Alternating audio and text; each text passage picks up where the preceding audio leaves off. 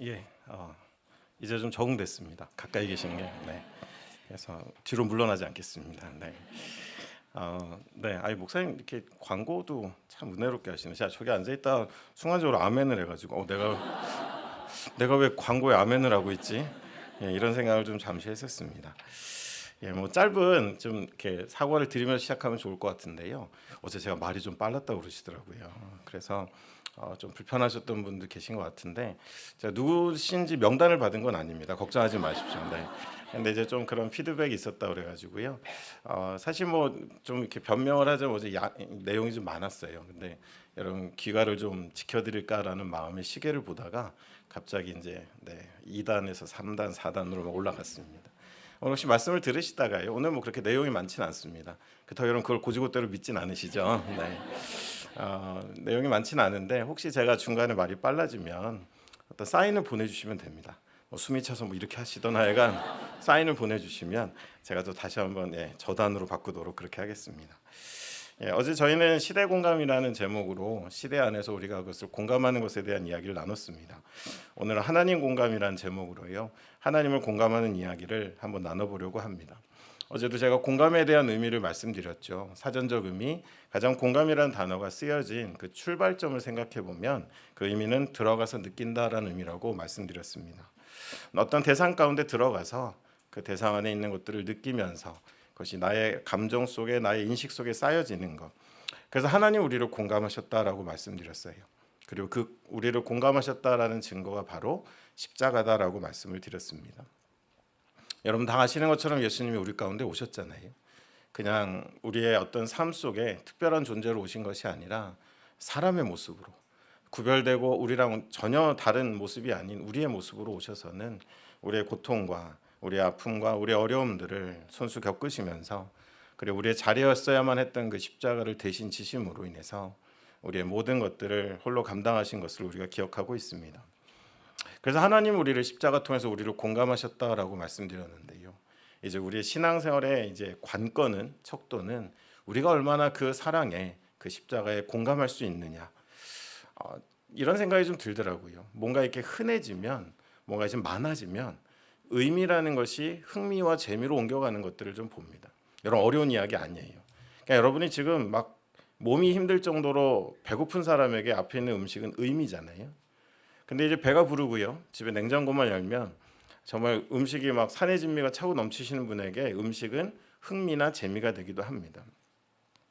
때로는 우리가 정말 주의해야 될 것이 십자가라는 것이 시대 안에 우리가 누리는 기독교의 풍요 속에서 그냥 흥미롭고 재미까지 가진 않으셨겠죠.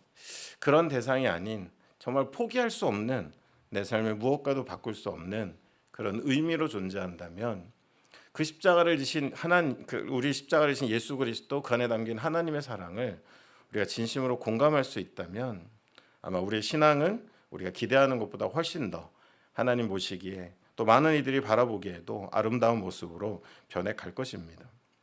왜 십자가야만 하는가라는 그 질문 앞에서 우리는 먼저 우리가 살아가는 시대를 공감해야 됩니다. 우리가 어디에 있는지. 어제 드린 말씀이에요. 그리고 그 시대 안에서 우리는 하나님의 선지자 호세아 이야기를 통해서 보니까 그 시대를 공감하기 위해서 그는 시대 속에 있었고요. 하나님의 선지자였지만 동시에 여로보암 2세의 시대를 살아가는 선지자였다는 것이죠. 그래서 어제도 제가 그런 말씀 드렸습니다. 2024년은 우리에게 맡겨주신 거다. 우리가 아무리 신앙의 위인들, 제가 어제 언급했던 헬렌 로즈비어 선교사님조차도 2024년을 책임질 수는 없어요.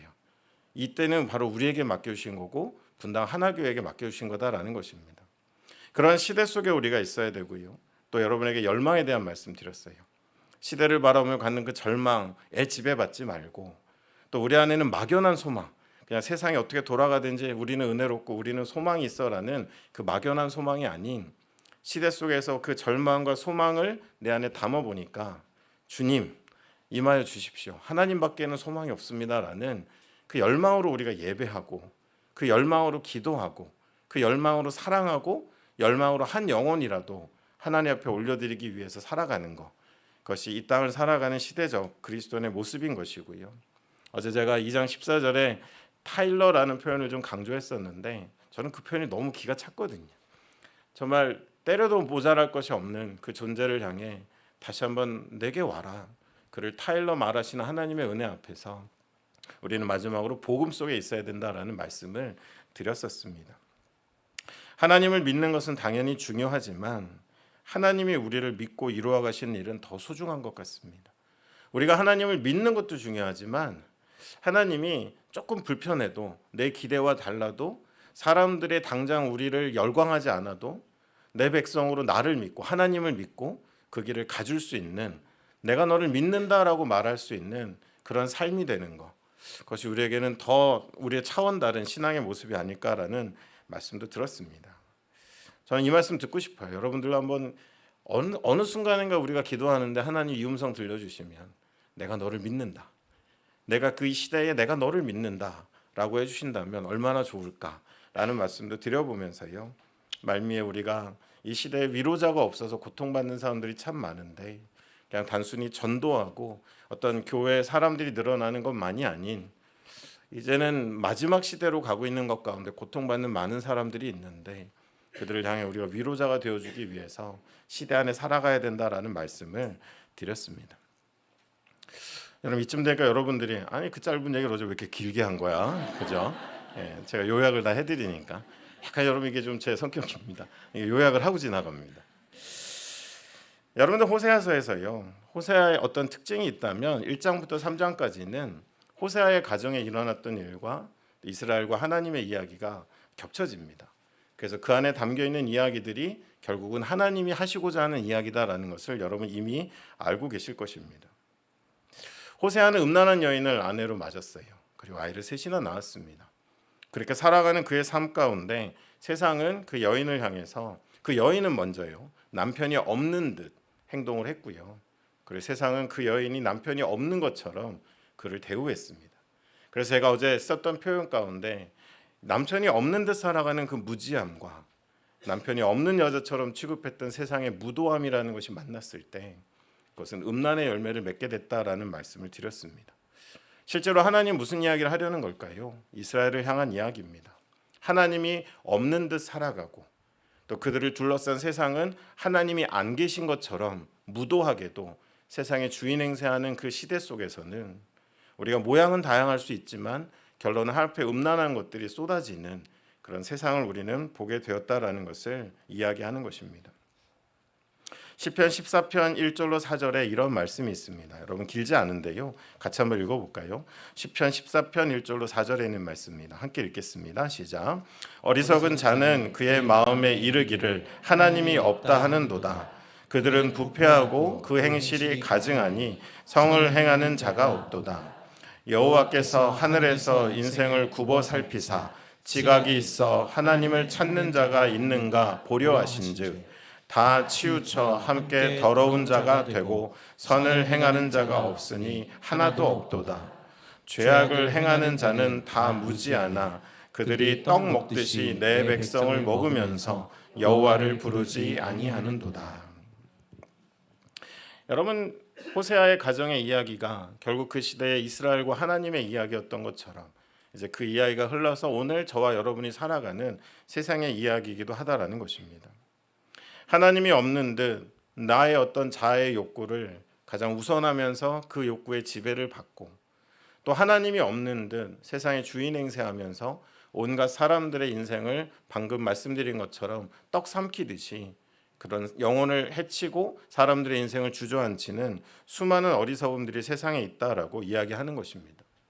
우리는 하나님의 임재 가운데 살아가야 하는데요, 어느 순간 많은 사람들의 인생들은 하나님의 부재 상태 가운데 살아가고 있다라는 거예요.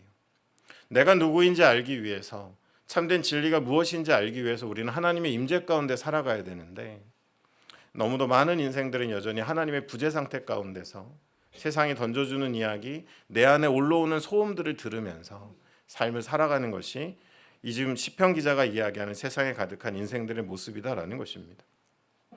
저는 여러분을 저희가 사는 시대가 주님이 다시 오셔서 선교단체에서 왔으니까요, 주님 오실 날이 얼마 남지 않아서 이제 마지막 미전도 종족에게 복음이 증거되면 주님께서 구름 가르시고 오십니다라는 말씀을 드릴 수도 있지만 사실 우리의 역사가 얼마 남지 않았다라는 느낌이 드는 게요, 또 여러분들 캐나다로 이민 가지 마시고요, 기억나시는 분들 계실지 모르겠는데 오늘 분위기 심상치 않은데 또 이러고는 또 이제 담임 목사 오셔갖고 설교를 잘 마무리해야지 또 저한테 야단치식으로 만드는데, 여러분들 우리가 시대에 가서 좀 좋은 전망은 아닌 것이, 저는 개인적으로 자본주의가 인간 역사의 종말이다라고 믿는 사람입니다.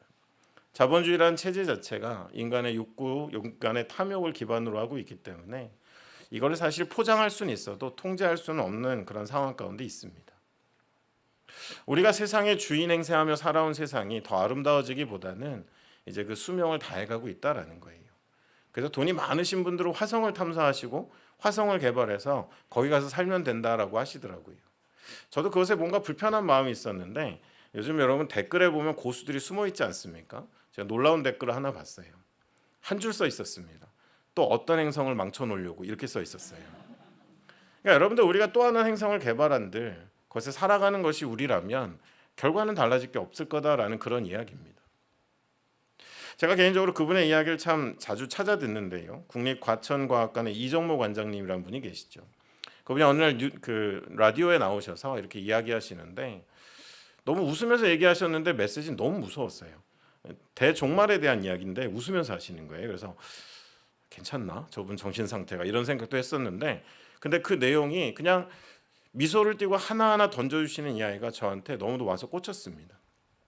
과학자로서 하시는 이야기는 그래요. 대멸종, 대멸망의 시대의 징후 중에 가장 분명한 것은, 과학적으로 어떤 반문의 여지가 없는 것은 뭐냐 하면 종의 숫자가 줄어드는 거래요.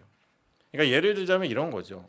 만약에 이 땅에 살아가는 생명체가 10억 마리인데 종류가 10,000종류가 되는 시대보다 10억 마리가 살아가는데 종류는 한 100종류만 남았다 그러면 총량은 똑같지만 그렇게 종이 줄어가면 그게 대멸종의 전조 증세라는 거예요. 여러분, 저희가 사는 세상의 지금 형편이 어떤 줄 아십니까? 한 10,000년 전쯤 한번 돌아가 보면요, 야생동물의 비율보다 인간의 비율과 야생동물의 비율을 보면, 과학자가 했던 이야기입니다.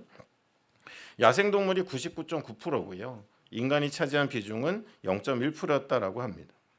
그런데 제가 여러분들과 같이 살아가는 이 시대는 어떤지 아십니까?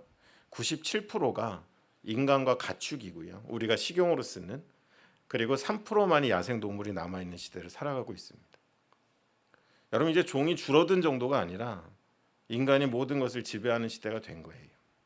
여러분, 창세기로 돌아가 볼까요?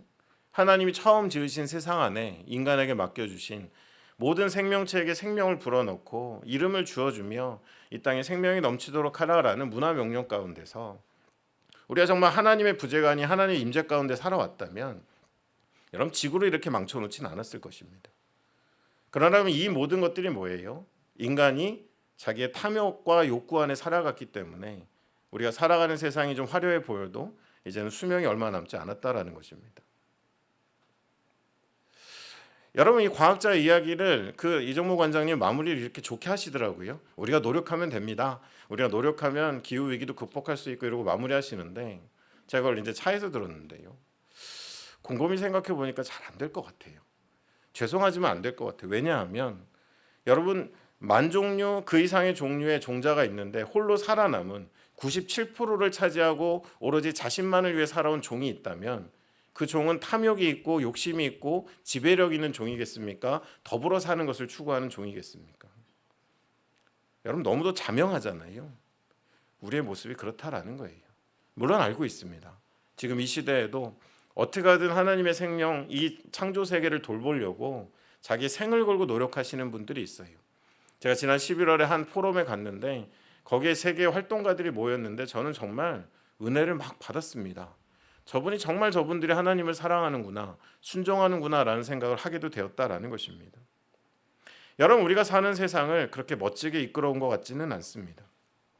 그리고 더더군다나 우리는 창조론을 믿는다라고 쉽게 얘기하지만 이미 삶 속에 진화론적인 세계관, 여러분, 진화론의 약점이 뭐지요? 시작과 끝이 없어요. 그 과정을 어떤 자연적인 질서로 이야기하지만 어떻게 세상이 시작됐는지, 어떻게 끝날 것인지를 답변하지 못한 채 그냥 우월하면 생존하는 거고 열등하면 소멸하는 것들을 받아들여서는 경쟁하고 비교하는 것이 삶의 방식이 된 것이 진화론적인 세계관입니다. 그래서 여러분, 어제 기억하십니까? 복음이 우리에게 주는 건 상대 가치가 아니라 뭐라고 말씀드렸어요? 고유 가치라고 말씀드렸어요. 창세전에 우리를 택하사. 여러분, 우리가 살아가는 세상은 많은 영역들이 하나님의 부재 상태입니다. 그분이 우리에게 주셨던 뜻과 인간에게 거셨던 기대가 아닌 인간의 탐욕과 인간의 욕심과 인간 스스로의 기준으로 살아온 삶의 흔적들이 세상에 가득하기 때문에 하나님의 임재 가운데 우리가 누릴 생명보다는 어쩌면 염려해야 될 것들이 너무도 많더라는 거예요. 여러분, 죄라는 것이 이렇게 흘러갑니다. 그냥 우리는 신앙생활하면서 이번 주에 내가 좀 잘 살았어, 이번 주에 잘 못 살았어, 언제부터 제가 그게 조금 듣기가 불편하더라고요. 뭔가 이렇게 책받기 도는 것 같아요. 속으로 모임을 하면 이번 주는 제가 조금 잘한 것 같아요. 그래서 지난 이번 주 망했어요 막 이러면서 우리는 그 이야기를 수십 년을 하는 거예요. 여러분, 제가 이 말씀 왜 드리냐 하면 우리는 세상을 좀 봐야 돼요. 개인의 죄가 그냥 여러분들 용인되어지고 받아들여져서 그것이 모이기 시작하면 그게 사회적인 죄가 됩니다. 그리고 사회적인 죄가 그새 해결되지 않고 다음 세대로 넘어가면 다음 세대는 그것이 삶의 방식인 줄 알기 때문에 그것이 역사적인 죄가 됩니다. 제가 교회사를 뒤적고 열어보니까요, 여러분, 개인적인 죄는 어떻게 해결할 수 있어요. 사회적인 죄도 하나님 앞에 우리가 애쓰면 할 수 있습니다. 근데 역사적인 죄로 넘어가면 이건 구조악이기 때문에 정말 하나님이 특별한 부흥을 주시지 않으면, 하나님이 어떤 순교자와 같은 사람을 일으키지 않으시면 어느 순간 세대를 넘어서 마치 이스라엘의 왕들이 악습을 세습했던 것처럼 우리는 원래 이렇게 살아왔어, 다들 그렇게 사는데 라고 하며 하나님의 기준을 잃어버린 삶이 방치되고 고착되는 일들이 우리의 삶 가운데 일어나더라는 것입니다. 여러분, 호세아를 향한 하나님의 어찌 보면 거칠고 어쩌면 동의할 수 없는 그 쓰임 가운데 우리는 참 그것을 묵묵하게 믿고 순종하는 호세아를 보았는데요. 저는 오늘 이 이야기를 통해서 여러분, 우리가 어떻게 그 길을 더 걸어가야 될지에 대한 이야기를 하려고 하는 것입니다. 안 그래도 호세아에게 참 버거운 미션을 주셨던 하나님께서 이런 세상 가운데서 호세아를 향해 또 한 가지를 요구하시는 것이 오늘 본문 1절부터 3절에 나와 있습니다. 우리가 이미 읽었지만 우리 본문 오늘 호세아서 1절로 3절 말씀, 3장 1절로 3절 말씀 한번 같이 한번 읽겠습니다. 함께 읽겠습니다. 시작. 여호와께서 내게 이르시되 이스라엘 자손이 다른 신을 섬기고 건포도 과자를 즐길지라도 여호와가 그들을 사랑하나니 너는 또 가서 타인의 사랑을 받아 음녀가 된 그 여자를 사랑하라 하시기로 내가 은 15개와 보리 한 오멜 반으로 나를 위하여 그를 사고 그에게 이르기를 너는 많은 날 동안 나와 함께 지내고 음행하지 말며 다른 남자를 따르지 말라. 나도 내게 그리하리라 하였노라. 여러분, 호세아는 하나님을 믿고 순종한 사람이었습니다. 이해할 수 없는 요구 앞에서도 시대에 전할 하나님의 뜻을 위해서 그의 인생을 기꺼이 드렸고 이해할 수 없는 그 길을 걸어갔습니다. 여러분, 여기서 한 가지 우리가 기억할 것이 있어요. 되게 중요한 이야기입니다. 많은 분들이 여전히 오해를 갖고 계신 부분이에요. 적어도 저는 이렇게 말씀드릴 수 있을 것 같아요. 그 어둠의 시대 가운데 호세아는 하나님의 형상이었습니다. 하나님이 그 시대에 하시고자 하는 이야기가 그의 인생에 담겼고요. 하나님이 그 시대 가운데 행하시고자 하는 일들이 그의 인생을 타고 흘렀다라는 겁니다. 제가 뭐를 오해했냐라고 말씀드리냐 하면 우리는 하나님의 형상 그러면 바로 창세기 1장으로 돌아갑니다. 그리고는 뭔가 순결하고 아무런 때묻지 않은 우리가 언젠가 완전히 회복됐을 때 그 모습만을 생각하며 하나님의 형상이란 단어를 거기에 가둬둡니다. 하나님의 형상을 창세기 1장 아니면 계시록 마지막 장에다 가둬놓는 거예요. 그리고 우리는 이 시대에 그냥 신앙인으로 기독교인으로 살아간다라고 생각합니다. 여러분, 그렇지 않습니다. 여로보암 2세 시대의 하나님의 형상은 누굽니까? 호세아입니다. 비록 음란한 여인과 있고 음란한 아이들을 낳았지만 하나님의 뜻을 믿고 순종하며 살아가는 그를 통해 일하시는 하나님이 드러내시고자 하는 그의 모습은 호세아의 인생 가운데 담겨 있다라는 거예요. 여러분, 예수님이 이 땅에 오셔서 십자가를 지신 때에 우리 안에 보여주신 피 흘리시는 메시아의 모습이 무엇입니까? 하나님의 형상입니다. 여러분, 이 시대마다 우리가 살아가는 세대들마다 하나님의 형상은 고상하고 때묻지 않고 화려하고 뭔가 우리 안에 아무런 고통도 없는 그 모습이 아니라 그 시대에 하나님이 말씀하시고 싶은 것, 그 시대에 하나님이 드러내고 싶으신 것, 도전하고 싶으신 것들이 담겨 있는 것이 여러분 시대의 하나님의 형상이다라는 것입니다. 여러분, 샤갈의 하얀 십자가라는 하얀 백색의 십자가의 그림이 유명하죠. 그 그림의 주변을 보면 십자가에 달리신 예수는 정말 하얗게 칠해져 있지만 그 주변에는 고통받는 유대인들의 모습, 가가오어 독일군들이 사람들을 끄집어내서는 강제로 끌어가는 그 시대의 그림들이 같이 그려져 있습니다. 여러분, 그 시대의 하나님의 형상, 어쩌면 그 모든 고통들을 아파하시고 그것을 짊어지고 가시는 이가 그것이 어떤 인생이건 그것은 하나님의 형상일 거다라는 것입니다. 우리는 하나님의 형상이라는 의미에 너무 이상을 품고 살아가는 것 같습니다. 독생자의 영광으로 오신 예수는 그의 시대의 십자가에서 피 흘리시는 것으로 하나님이 그 시대의 어떤 모습으로 우리에게 나타나시는지를 보여주셨다라는 것입니다. 여러분, 이게 왜 중요할까요? 우리 하나님의 형상이 되어야 됩니다. 우리는 하나님을 이 땅 가운데 드러내야 돼요. 근데 어떤 창세기 1장과 계시록에 갇혀있는 우리의 이미지로는 그것은 우리의 삶에 아무런 관련이 없는 그저 종교적 이미지가 될 수 있습니다. 여러분, 저에게는 굉장히 놀라운 그 룸메이트가 하나 있었어요. 아까 말씀드린 포럼에 참석했는데 제가 정말 간절히 바랬거든요. 한국 사람이 룸메이트가 되길 바랍니다 라고 바랬어요. 결과 아시겠죠? 네, 미국 목사님이 저랑 룸메이트가 됐습니다. 제가 영어 총량의 법칙이 있기 때문에 하루에 영어를 얼마 이상 쓰면 몸이 아파오기 시작하거든요. 근데 그분하고 이제 3박 4일을 지내야 돼요. 그분은 저기 미국 남부의 작은 교단에, 아나베프티스트라는 작은 교단에 그저 환경을 위해서 애쓰고 살아가는 한 목사님이었어요. 내가 하나님의 환경을 위해 살아야겠다는 다짐을 언제 하셨냐 하면 그 교회는 세례를 줄 때 너무 전원교회 멋진 것 같아요. 자기네 교회 뒤에 흐르는 개울에 들어가서 세례를 주는데 어느 날 보니까 너무 물이 깨끗했었는데 어느 날 보니까 물이 너무 더럽더라는 거예요. 그래서 성도들하고 그 개울을 주제로 하나님의 말씀을 읽고 우리가 어떻게 정화할 수 있는 이런 걸 하다가 아나베프티스 계열의 교단의 전체에 크리에이션 케어, 그 하나님의 창조 세계를 돌보는 그 어떤 분과의 대표가 돼서 그 포럼에 오신 분이에요. 너무도 해맑게 이야기하는데 저는 하나님 형상을 봤습니다.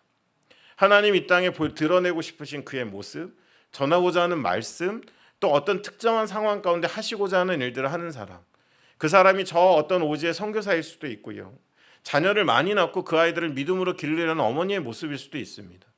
많은 경제적인 어떤 오류 속에서 정직하게 한번 산업 비즈니스를 이끌어내 보려고 내 직원을 내 가족같이 사랑하며 애쓰고 분투하는 그런 사업가일 수도 있습니다. 여러분, 우리는 시대 안에 하나님의 형상을 찾아가야 되는 거예요.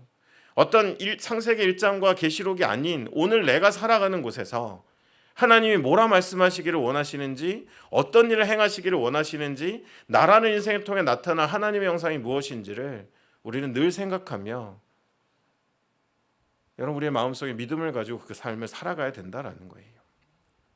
자꾸 이상적인 그림만 놓고 나는 저기에 미치지도 못할 인생이고 너무도 이상적인 것을 두고 삶은 따로 이상은 따로가 아니라 여러분이 이 시대의 하나님의 형상이 되어 주셔야 된다라는 것입니다. 중국에 한 은퇴하신 의사 부부가 가셨어요. 그곳에 나병 환자들이 모여있는 병원을 카톨릭 재단이 운영하다가 맡을 사람이 없어 두고 간 병원을 두 부부가 맡았습니다. 긴 이야기라 짧게 하겠습니다. 여러분, 거기에 있는 분들에게 의료진들이 해야 될 일은 아침 저녁 2번씩 피부에 드레싱을 해줘야 돼요. 환자는 38명이었습니다. 은퇴한 두 부부가 2번이니까요. 38명이면 70번이 넘는 온몸에 약을 발라주는 드레싱을 하시는 그런 분이에요. 많은 간증이 있었지만 저는 그 말을 잊지 못합니다. 단기 선교팀이 가서 그 병원의 일들을 도와주셨는데 이렇게 막 코가 제자리에 잘 안 붙어 있을 것 같은 좀 붕대를 감은 사람이 그 밖에 나와 있는데 같이 갔던 멤버 한 명이 이렇게 물어봤다고 합니다. 전도해 보려고 예수님 어디 계세요라고 짧은 중국어로 물어봤대요. 그때 그 사람이 손을 이렇게 가리키더랍니다. 그리고 그 손끝에는 그 노부부가 서 있었습니다. 그들은 그 인생을 통해서 하나님을 본 거예요.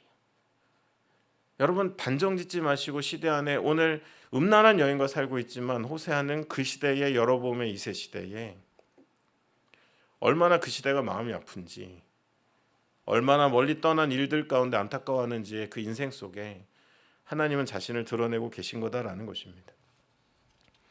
여러분, 그런 호세아예요. 그런 호세아에게 상을 주셔도 모자랄 판인데 이렇게 하나님을 믿고 따르는 호세아에게 하나님은 이해할 수 없는 요구를 보태십니다. 그것이 오늘 우리가 읽은 말씀인데요. 우리가 중간에 어떤 일이 일어나는지 모르겠지만 3장 1절부터 3절 읽어보니까 이 여자가 또 집을 나갔어요. 자녀들을 다 두고 어떤 남자와 또 눈이 맞아서 또 집을 뛰쳐나가 있는 상황들을 우리가 알 수 있습니다. 근데 여러분, 하나님이 지금 호세아에게 뭐라고 하시죠? 너는 또 가서 타인의 사랑을 받아 음녀가 된 그 여자를 사랑하라. 거기다가 값을 지불하고 다시 그 여인을 데려오고 말하기를 이제는 다시 한번 음란한 얘기 하지 말고 나와 함께 같이 살아가자라는 이야기를 하라고 말씀하십니다. 여러분, 괜찮으십니까? 여러분, 앞에 있는 선지자를 향한 하나님의 요구도 이성적이지가 않았는데 그걸 믿고 따라온 호세아인데 여기까지 왔는데 하나님은 한 가지 더 보태시는데 네가 가서 그 여인을 사랑하고 거기다 값을까지 지불하고 데려와서는 함께 나랑 살자. 나랑 이제 딴짓하지 말고 나랑 살자라고 말하라고 하나님이 지금 이야기하고 있는 것입니다. 이건 말이 안 되는 상황이죠. 여러분, 제게는 유사한 경험이 있습니다. 제가 잠깐 미국에서 신학교 다닐 때 그냥 우연한 기회에 미국의 한 지역에 있는 가정교회에 말씀을 좀 가르칠 기회가 생겼습니다. 마리 가정교회지 미국은 집이 큰 집들이 있잖아요. 다 모이시니까 한 30명 되더라고요. 그러니까 이거 뭐 그대로 개척해도 되는데 제가 하도 그렇게 개척했다가 망한 목사님들 얘기를 많이 들어가지고 거기까지 꿈꾸진 않았습니다. 우연히 연결됐어요. 뉴저지라는 지역이었습니다. 그래서 같이 성경 공부를 하는데 제가 첫 모임에 갔는데 남자 집사님들이 너무 좋아하시는 거예요. 우리 목사님 오셨다. 그래서 전 속았죠. 그게 저를 진짜 좋아하는 줄 알았습니다. 근데 그 뒤에는 어마어마한 음모가 도사리고 있었습니다. 뭐 사실 그분을 나쁘게 얘기하는 건 아닌데요. 거기에 장로님이 한 분 계신데 서울대학교 철학과를 나오셨어요. 일주일 동안 뭘 하시냐 하면 거기서 컴퓨터 회사를 운영하시는 분인데 이제 은퇴하셨죠. 본인이 서울대 철학과를 나오시고 전공이 해겔의 변증법이세요. 그래서 일주일 동안 일상을 다 정반합으로 풀어가지고 성경 공부 모임이 끝나 옆에 있는 한 명을 앉혀놓고는 그 이야기를 1시간 넘게 하시는 장로님이신 거예요. 여러분, 이제 좀 감이 오시죠? 남자 집사님들이 돌아가면 순번을 정해서 그 역할을 돌아가면서 맡았다가 목사님이 왔잖아요. 이분들이 이제 자유를 얻은 거예요. 그때부터 제가 매주 장로님 옆에 앉아서 해겔의 변증, 전 공대 나왔는데 해겔이 어느 나라 사람인지도 모르는 사람인데 해겔의 변증법 정반합에 대한 이야기를 계속 듣고 있었습니다. 장로님 대단하시더라고요. 철학가가 이렇게 막강한 건가 싶었습니다. 그러고 나서 시간이 좀 흘렀어요. 그 모임이 제게는 너무도 인생의 소중한 모임이었습니다. 장로님 연락이 오셨어요. 목사님, 제가 부끄럽지만 책을 한 권 썼는데 이번에 교회에서 출간 예배를 드려주신다는데 먼저 미리 읽으시고 목사님이 서평같이 이렇게 좀 한마디 해주시는 역할을 해주시면 좋겠습니다. 그러시는 거예요. 그래서 제가 좀 의아하기도 하고 사실은 겁도 났어요. 당연히 해결일 거 아니에요, 책이. 그렇잖아요. 이제까지 들은 것만 해도 나도 책 쓸 수 있는데 책을 또 쓰신 거예요. 제가 그 얘기도 들었거든요. 졸업 논문으로 원고지를 몇 천 장을 쓰셨다고 그러더라고요. 하여간 그때 원고지 시절이니까요. 그래서 하여간 잔뜩 긴장하고 있는데 차를 몰고 오셔서 저에게 책을 건네셨는데 얇은 책이었고요. 제목은 대속이라고 적혀있는 소설책이었습니다. 의아했어요. 아니, 해겔의 변증법이 갑자기 왜, 더구나 열어보니까 연애소설이에요. 뉴저지와 필라델피아를 그 배경으로 한, 이름도 참 제가 이름 있는 순간 안 팔릴 거라고 확신했는데 남자 주인공 이름이 존이고 여자 주인공 이름이 제인이에요. 제가 여러분 이렇게 얘기할 수 있는 건 이제 그 책은 오래전에 절판됐습니다. 읽고 있는데 예배 때 얘기는 해야 되니까 제가 개인적으로 소설책을 안 읽거든요. 읽고 있는데 다음 장을 다 예측할 수 있어요. 존하고 제인하고 고등학교 때 만났는데 제인은 미국 여성이고 존은 이민 2세 그렇게 만났는데 결론 존은 의대를 가고 제인은 월가에 가요. 또 제인이 딴짓을 좀 하겠구나. 아니나 다를까 유부남하고 돈 많은 사람하고 바람이 나요. 그런 이야기가 쭉 지나가는데 정말 제가 영혼 없이 이렇게 읽고 있었습니다. 소설책이라 잘 읽혀지긴 하더라고요. 근데 뒤에 가서 마지막 스토리가 어떻게 흘러가냐면 그냥 둘이 너무도 좋아했었는데 존이라는 그 남자 주인공은 자기를 위해서 세탁소를 하면서 애쓴 부모님의 기대에 부응하기 위해서 의대를 졸업하고 병원에서 일을 하는데 제인은 월가에서 잘 나가다가 결론은 자기가 그 연애를 하던 나이 많은 남자가 또 다른 여자와 이렇게 관계가 있는 걸 알고는 충동적으로 그 사람을 살해하는 장면이 나옵니다. 총으로.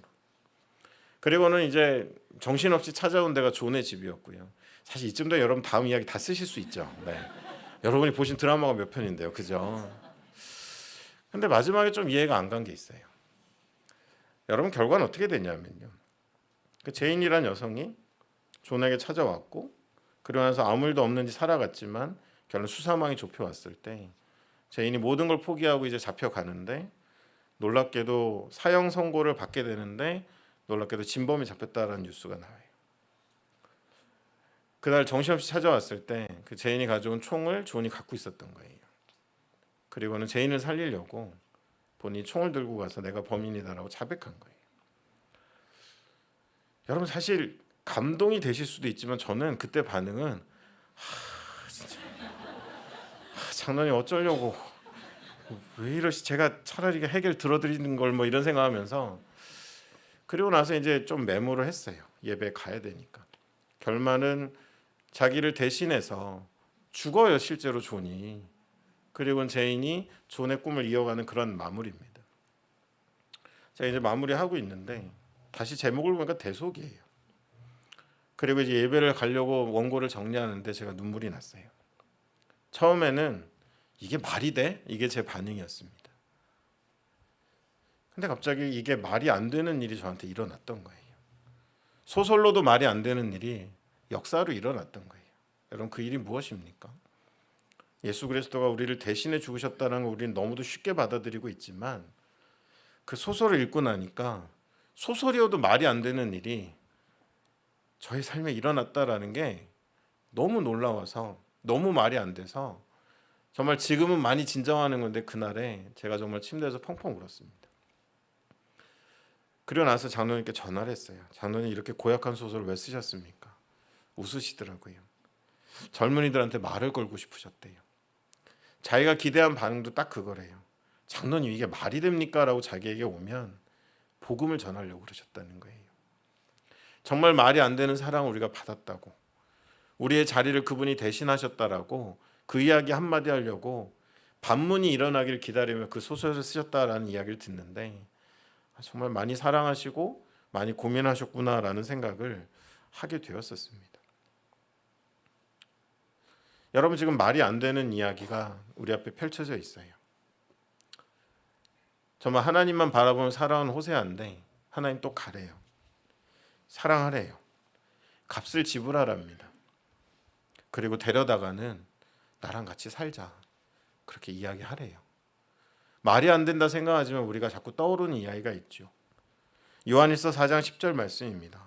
사랑은 여기 있으니 우리가 하나님을 사랑한 것이 아니요 하나님이 우리를 사랑하사 우리 죄를 속하기 위하여 화목제물로 그 아들을 보내셨음이니라.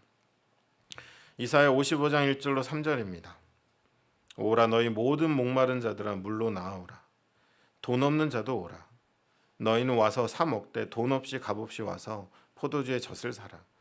너희가 어찌하여 양식이 아닌 것을 위하여 은을 달아주며 배부르게 하지 못할 것을 위하여 수고하였느냐. 내게 듣고 들을지어다. 그리하면 너희가 좋은 것을 먹을 것이며 너희 자신들이 기름진 것으로 즐거움을 얻으리라. 너희는 귀를 기울이고 내게 나와 들으라.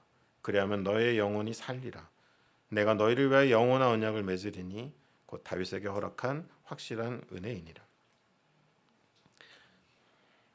하나님 우리를 먼저 사랑하셨습니다. 우리를 찾아오셨고 우리에게 값을 지불하셨고 이제 나와 함께 살자라고 말씀을 하신 거예요. 여러분 하나님의 꿈이 뭐라고 생각하십니까? 우리는 기도 제목이 되게 많잖아요. 우리의 꿈, 우리의 바람. 여러분 성경을 읽어보면요. 하나님의 꿈은 복잡하지가 않습니다. 어쩌면 하나입니다. 우리의 역사 속에 살아계신 하나님의 꿈은 하나예요. 그것이 뭐냐 하면 다시 우리와 함께하는 것입니다. 여러분 성경을 읽어보세요.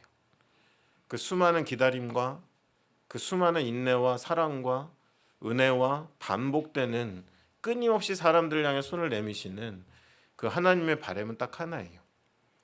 처음 창조 때 내 형상대로 지은 토부를 외치시면서 너무 보기 좋다, 너무 좋다라고 외치신 그 완전함으로 다시 돌아가 내 백성 되찾고 그들과 함께하리라라는 그 꿈 하나로 하나님은 여호와의 열심으로 우리의 인간 역사 가운데 주의 일들을 이루어가고 계시다라는 것입니다.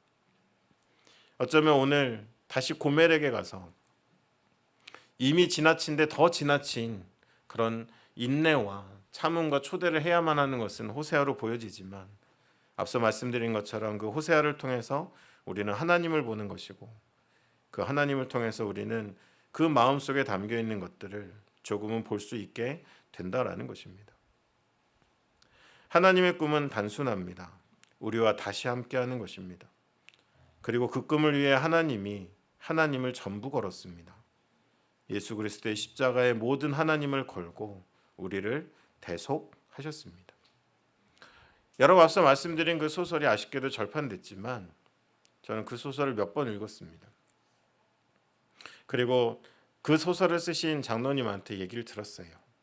사람들이 지켜봤으면 좋겠는 것은 이해할 수 없는 죽음의 길을 스스로 선택한 존의 삶이 아니라 정말 폭주하는 기차같이 살다가 멈춰서서는 존의 사랑으로 인해서 다시금 삶의 의미를 찾아가는 죄인의 모습을 봐줬으면 좋겠습니다라는 이야기를 마지막으로 하셨어요.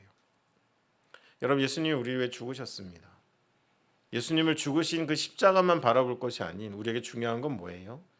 이제 그 사랑을 받은 우리가 어떤 삶을 살아갈 거냐. 나를 대신해 죽은 존의 꿈이 죄인의 꿈이 될 수밖에 없었던 것처럼 우리를 대신해 죽으신 예수 그리스도의 꿈과 바람이 무엇인지를 안다면 그것이 우리의 인생과 무관하지 않다는 것이 대속하신 사랑을 받은 사람의 삶의 모습일 거다라는 것입니다. 어제 제가 여러분에게 공감이란 단어를 강조했다면요, 오늘 강조할 단어가 하나 이제 등장합니다. 그것은 뭐냐면 각성입니다. 여러분, 이 장면에서 이제 호세아는 각성합니다. 이미 충분히 훌륭하고 믿음으로 살아가는 호세아였지만 바로 이 여행, 다시 가서 그 여인을 데려다가 값을 지불하고 같이 살자 말하는 이 여정이 끝난 뒤에 이제 호세아서 4장부터 호세아는 달라집니다. 여러분, 무슨 변화가 일어날 걸까요? 이제 호세아는 그저 말을 잘 듣는 신실한 선지자가 아니라 이제 하나님의 마음을 공감하기 시작합니다. 그의 마음이 그의 마음속에 담긴 거예요. 이제는 하나님이 시키는 말을 하는 것이 아니라 호세아가 하는 말이 하나님의 말씀입니다. 이제는 호세아가 가는 곳이 하나님의 뜻이 머무는 곳이고, 이제는 호세아가 눈물 흘리는 곳이 하나님의 눈물이 흐르는 곳, 완전한 하나님에 대한 공감을 통해서 이 일을 통해 그는 깨닫습니다. 이스라엘을 바라보는 우리 아버지의 마음이 이와 같겠구나. 정말 또 찾아가시고 데려오시고 값을 지불하시고 나랑 같이 살자라고 말씀하시는 이 마지막 힘겨운 방문을 통해서 호세아는 이제 각성합니다. 호세아가 있고 하나님이 계신 것이 아니라 하나님의 마음이 호세아의 마음이 되고 호세아의 마음이 하나님의 마음입니다. 비로소 주가 내 안에, 내가 주 안에 거하는 것이 호세아의 인생 가운데 일어나게 된 것입니다. 여러분, 호세아 4장부터는요, 저희가 내일은 6장으로 점프를 하지만 여러분, 호세아 4장부터는 호세아는 더 이상 고멜이라는 정말로 사연도 많은 여자의 안타까운 남편이 더 이상 아닙니다. 이제 고멜은 등장도 하지 않습니다.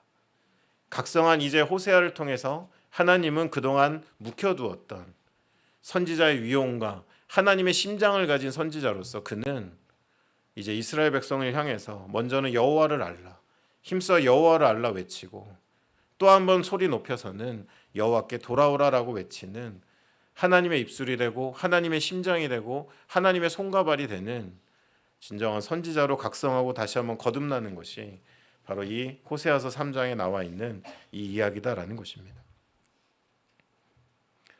삶과 사역이 분리된 것이 아니라 그의 삶이 사역이 되는 것이고요. 나눔과 메시지가 따로 있는 것이 아니라 그의 나눔이 곧 메시지가 되는 것입니다. 그의 소망이 따로 있는 것이 아닌 그의 바라는 소망이, 평생의 소원이 바로 이 땅에 이루시기 원하는 하나님의 뜻이 되는 것, 바로 하나님을 공감한 한 인생이 이제는 이전과 다른 삶으로 각성하여 살아가는 그 변화가 오늘 이 지점으로부터 시작되어서는 하나님은 이제 본격적으로 호세아 선지자를 사용하신다라는 것입니다. 여러분, 선지자 가운데 요나가 있죠. 요나는 어떤 선지자입니까? 뭐 주일학교에 우리 단골 등장 인물이잖아요. 근데 여러분 요나의 이야기를 길게 하진 않을 겁니다. 근데 요나의 실패의 가장 큰 원인은 뭘까요? 결론부터 말씀드리면 그는 하나님을 공감하지 못했습니다. 그에게 맡겨진 사역이 있는지 모르겠지만 그는 하나님을 공감하지 못했어요.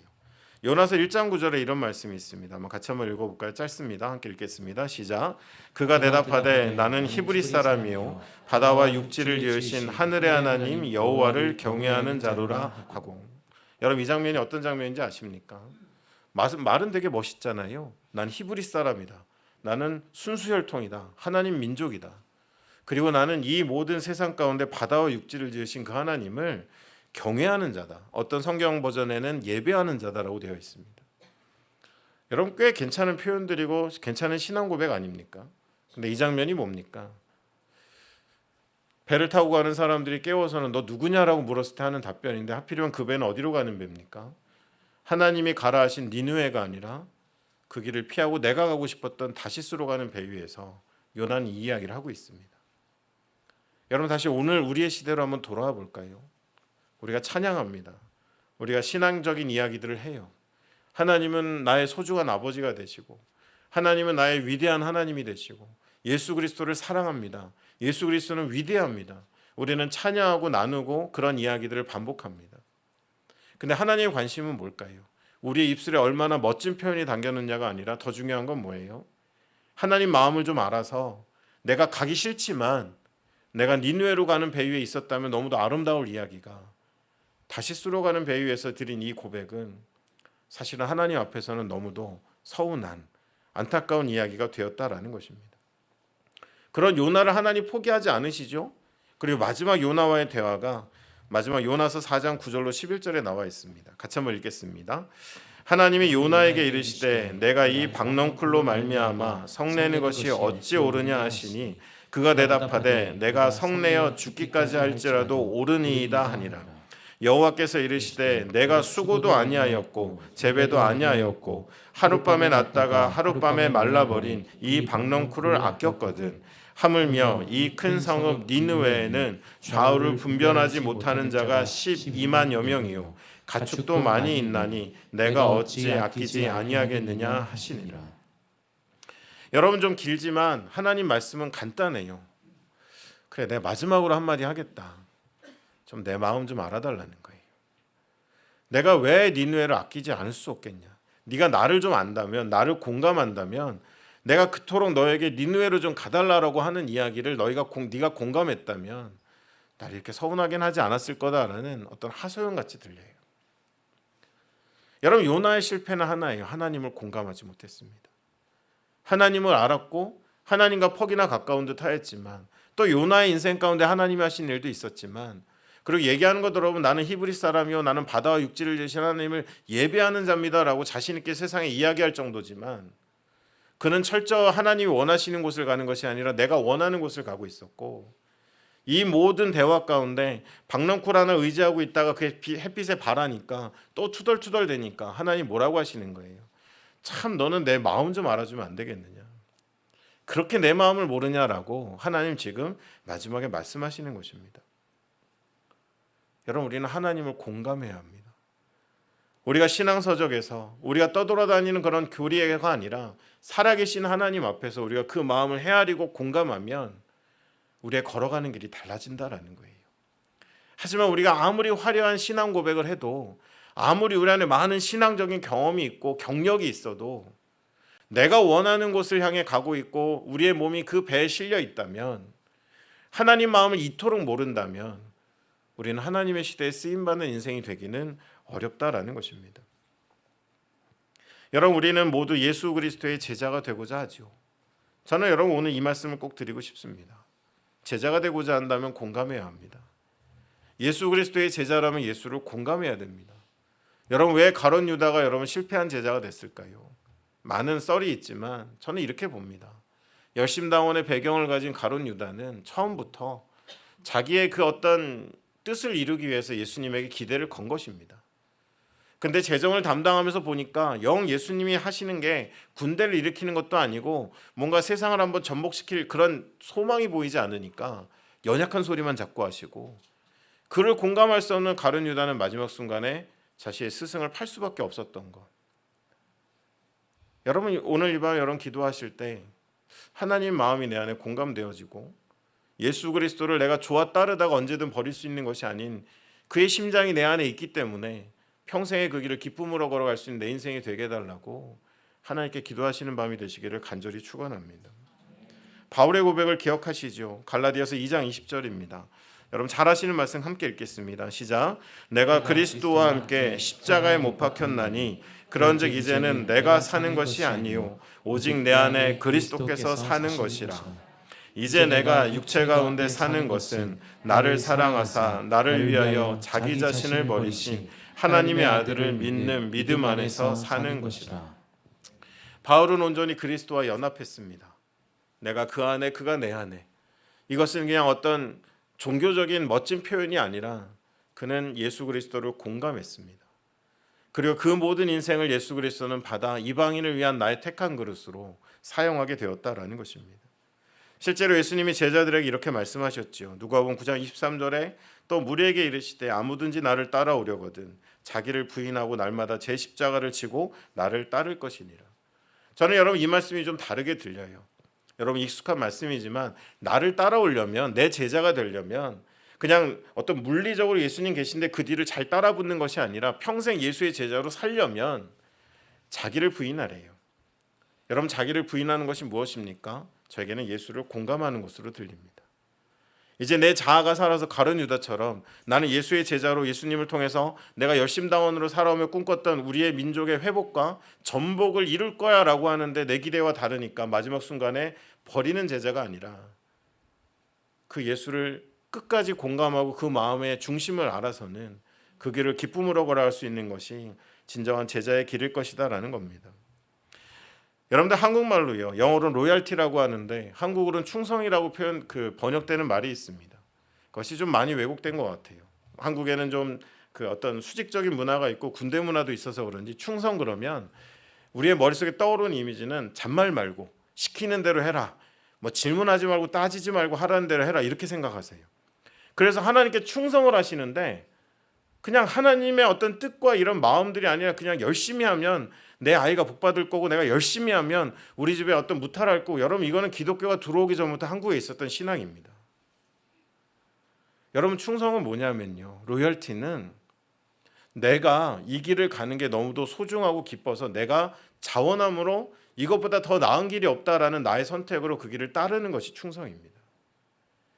내게 주어질 당근이나 내게 주어질 채찍이 두렵거나 좋아서가 아니라 내가 발견하고 내가 알기로 내가 아는 한 이 길이 나에게 가장 의미 있고 최선의 길이다라는 걸 알기 때문에 그 길을 기쁨으로 따라가는 게 충성입니다.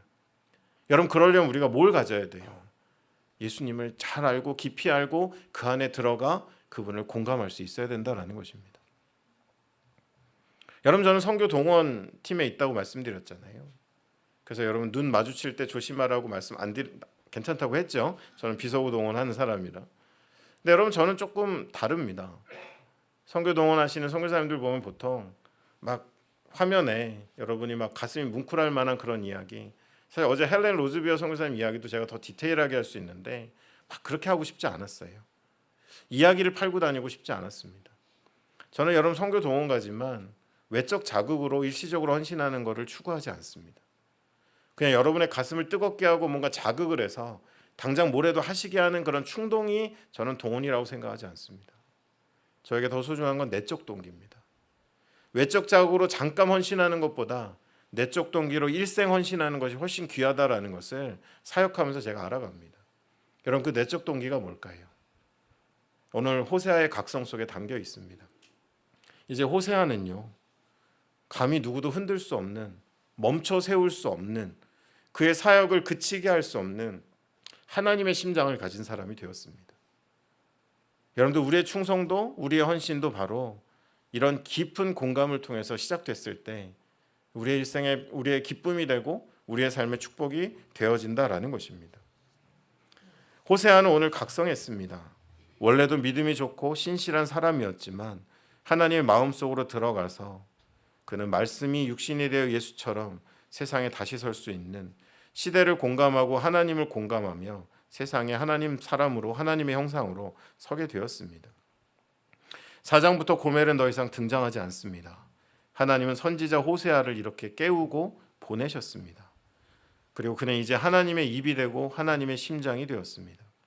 오늘 본문 마지막 4절로 나머지 말씀을 보면요, 이제는 이 각성한 호세아를 통해서 전할 하나님의 복음이 그 안에 그대로 담겨 있는데요, 4절 5절 제가 마무리하는 차원에서 읽어드리겠습니다.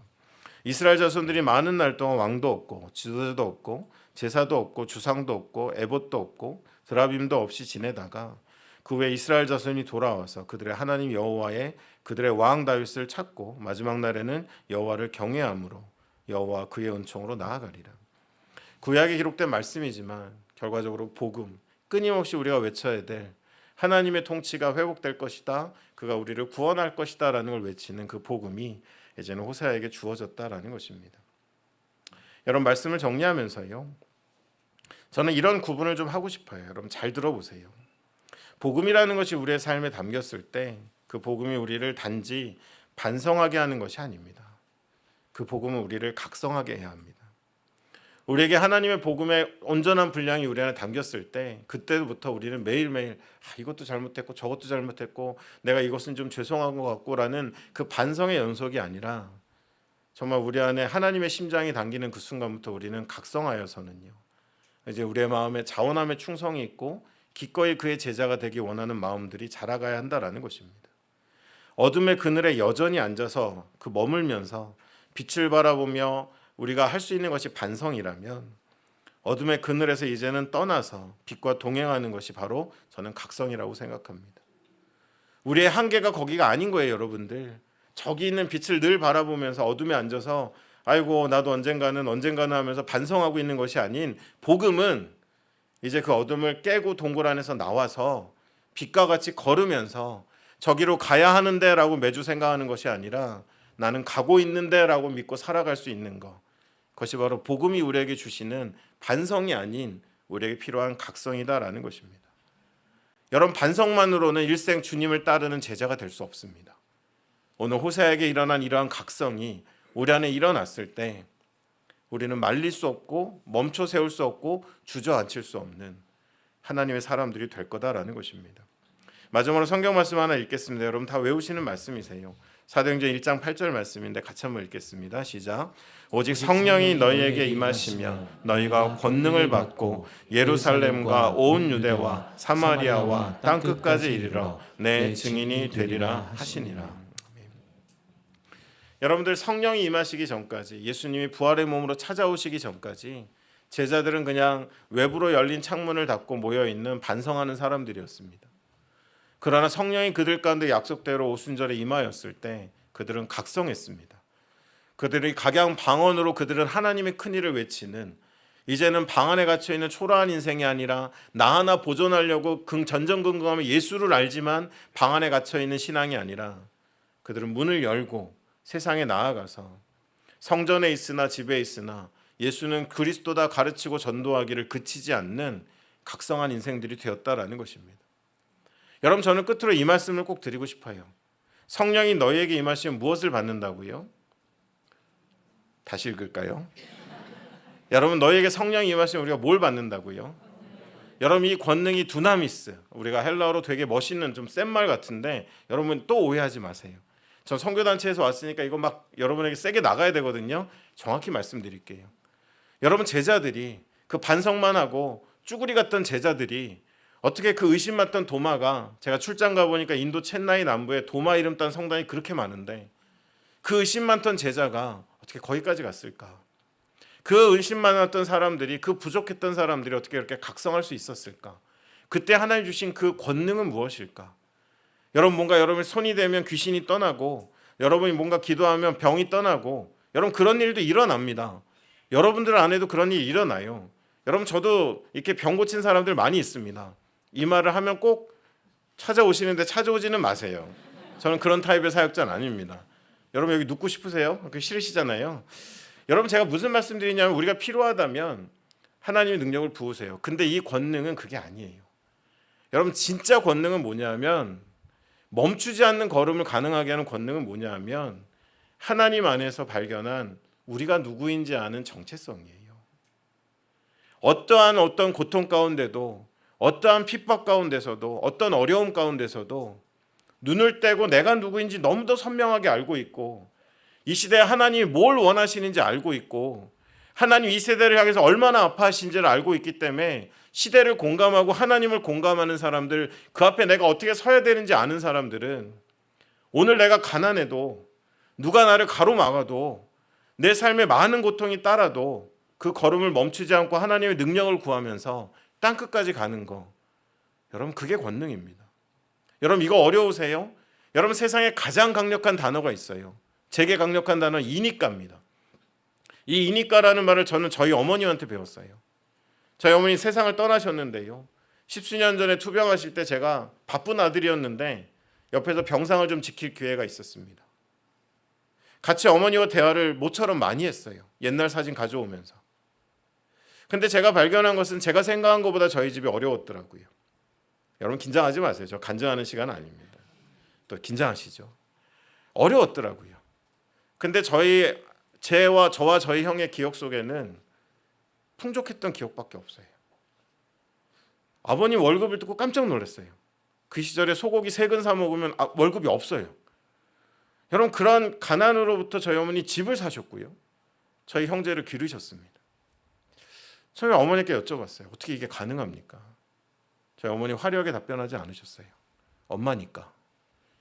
여러분 이게 정체성의 힘입니다.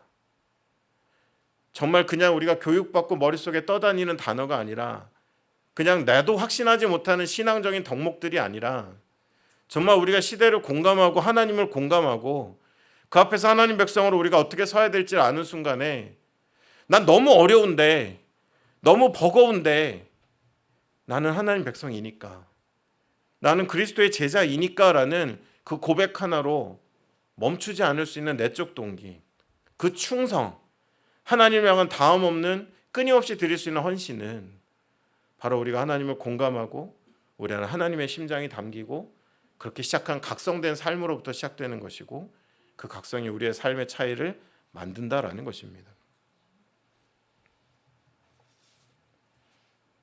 여러분 가장 해로운 말도 알려드릴게요. 이지만이에요. 내가 믿는 사람이지만, 내가 그리스도인이지만. 여러분 절대 그 단어 말씀하지 마세요. 이 마지막 시대에 끝까지 이니까로 버티셔서 하나님 형상이 되세요. 고상하지 않아도 돼요. 그냥 만신창이 같아도 여러분이 믿고 순종하고 걸어가면 하나님 여러분 통해서 이 시대에 하실 일들을 하시게 될 것이다라는 것입니다. 마지막 이 말씀 드리면서 마치겠습니다. 여러분 우리는 영성이라는 말, 그 안에서 신앙생활하는 그런 우아함들을 많이 추구해 옵니다. 근데 여러분 꼭 말씀드리고 싶어요. 우리 각성을 통해서 조금 거칠어질 필요가 있습니다. 제가 생각나는 단어 다 적어봤어요. 서슴지 않고, 거침없이, 주저없이, 망설임 없이, 멈칫 없이, 염려 없이, 계산 없이, 끊임없이 쏟아져 나오는 이 말들을 좀 우리의 삶에서 없이 하고, 우리 정말 주님 주시는 그 심장을 가지고 조금은 거칠 수도 있을지 모르겠지만 각성한 신앙인들로서 이 시대를 믿음으로 살아갈 수 있는 저와 여러분들, 또 여러분의 귀한 공동체 되시기를 주님으로 간절히 축원드립니다.